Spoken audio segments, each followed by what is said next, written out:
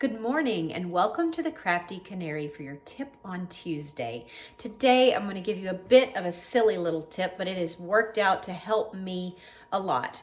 Ease some frustration and help me keep my sink handles a little bit cleaner. Now I'm standing at my kitchen sink and I have a family member who is very concerned about conserving water, which I greatly appreciate, both for financial reasons and the planet.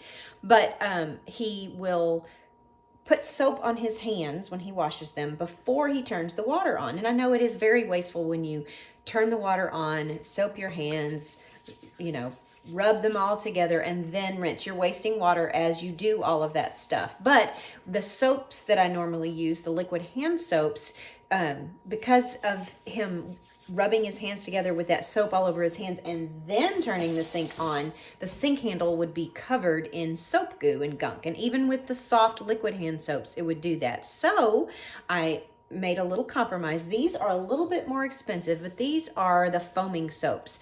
I find them at places like Tuesday Morning and Home Goods where they're a little bit cheaper than if you buy them full price.